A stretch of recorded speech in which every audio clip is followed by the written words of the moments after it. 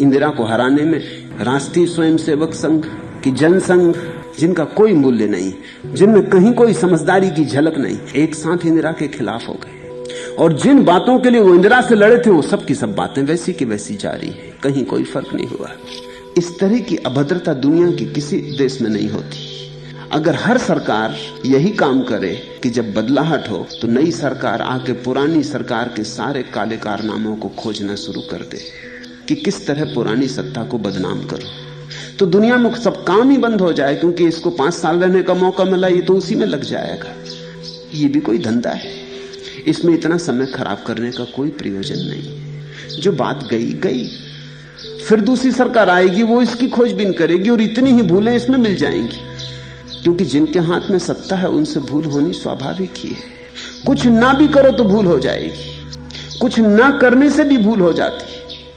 कितना ही बचा कर रखो, और सिर्फ इसलिए थोड़ी तुम्हें वहां भेजा है कि तुम भूल ना करो। अगर भूल ही नहीं करनी थी तो अपने घर ही अच्छे थे। सत्ता में बैठ के अगर इतनी करना है कि भूल नहीं करनी और पुरानी सत्ता की सारी खोजबीन करनी है, तो ये तो बड़ी अजीब सी बात हो गई। ये तो ऐसा हुआ कि शिक्षक नया स्कूल में आए और इसके पहले शिक्षक जो पढ़ाता था बच्चों को, सारा समय उसकी भूल खोजने में लगा है।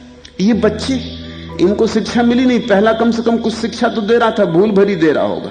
ये सज्जन पिछले की भूल में ही सारा समय लगा रहे। सारा काम ऐसे मालूम पड़ता है कि किस तरह पुरानी सरकार की भूलें खोज ली जाएं। और मैं नहीं कहता कि भूलें नहीं थी, भूलें निश्चित थी, मगर उन पर इतना समय देने तो बड़ी भारी भूल हो जाएगी।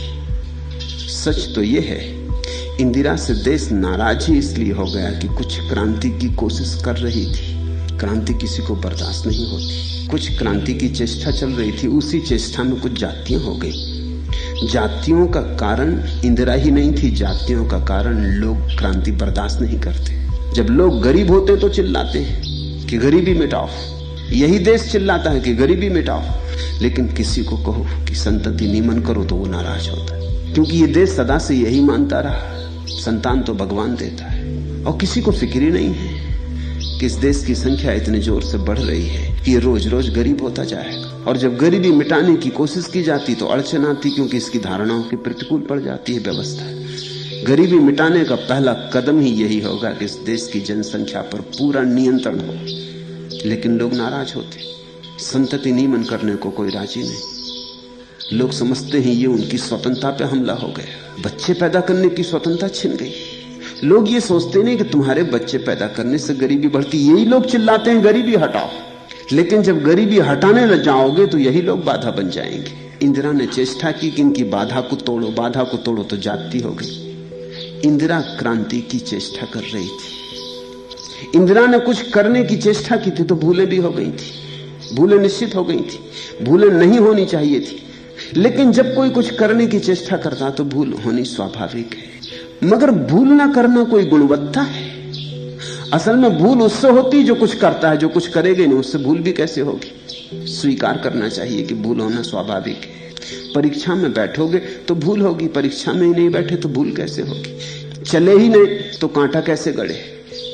जो लोग सत्ता में आए हैं ज्यादा दकियानूस है, ज्यादा लकीर के फकीर हैं, बैठे हैं अपनी जगह। तुमने मेहनत की, तुमने पुरानी सत्ता को उखाड़ दिया, अब ये तुम्हें मौका मिला था कि तुम बता देते करके कि तुम कुछ कर सकते हो। फिर वहां जाकर तुम बैठ गए, जो हो रहा था वो भी नहीं हो रहा, वो भी खत्म हो गया, तुमसे तो कुछ हो ही नहीं रहा, तो प्रतिष्ठा तो खत्म हो ही जाएगी। जो लोग सत्ता में आए हैं ज्यादा प्रतिक्रियावादी, इन्होंने इतना ही किया कि कोई भूल नहीं की। जो इंदिरा ने थोड़ा बहुत काम किया था वो भी सब खराब कर डाला।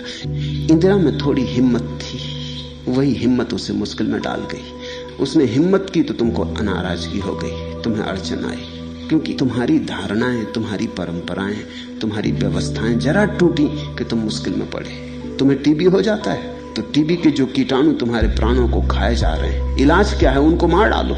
लेकिन उनसे पूछो तो वो कहेंगे बहुत जाति हो रही। इस एक आदमी को बचाने के लिए करोड़ों कीटाणुओं को मार रहे हो, कुछ तो सोचो, अन्याय कर रहे हो। इस जगत में कुछ भी करना हो तो जाति तभी बचाई जा सकती जब लोग सहज स्वागत से उसे करने को राजी हो जाएं। नहीं तो जाति नहीं बचाई जा सकती, या फिर कुछ किया नहीं जा सकता। न किया जा सके तो गरीबी हटानी, देश को समृद्ध बनाना। इतना बड़ा देश है, इतनी बड़ी समस्याएं हैं, इतनी उलझन है कि एक हल करोगे 10 उलझ जाती। और जनता को खुश रखना है, वो सबसे बड़ा उपद्रव है। वही जनता बाधा है, उसके ही हित में बाधा है। इंदिरा का गिर जाना इस कारण हुआ कि इंदिरा कुछ क्रांति करने की कोशिश कर रही थी, और अगर उसे जाति करनी पड़ी तो उसका कारण इंदिरा नहीं थी, उसका कारण लोग थे जिन्होंने बाधाएं डाली। ये जनता ऐसी मूड है जो राजसत्ता जनता के अतीत के साथ तालमेल बिठा रखना चाहे, लोगों को खुश रखना चाहे, वो राजसत्ता क्रांति नहीं कर सकती। सच तो ये है कि अब सारा जो नया वर्ग सत्ता में गया है वो इतनी कह रहा है कि उन्होंने देश को वो जो संकट काल की आपातकाल स्थितियों से छुटकारा दिलवा दिया। लेकिन मजा ये था कि इनके ही उपद्रव के कारण वो आपातकाल स्थिति डाली गई थी, नहीं तो उसके डालने की कोई जरूरत ही न थी। यही कारण थे। जयप्रकाश और मुरारजी ने जो उपद्रव मचाने शुरू किए थे उसके कारण आपातकालीन स्थिति आई, इमरजेंसी आई। अब ये कहते हैं हमने उससे छुटकारा दिलवा दिया, तुम ही उसके जन्मदाता थे। तुम उपद्रव न करते तो इंदिरा कोई आपातकालीन स्थिति लाने के लिए उत्सुक नहीं थी। तुमने उपद्रव किया, उसको आपातकालीन स्थिति लानी पड़ी।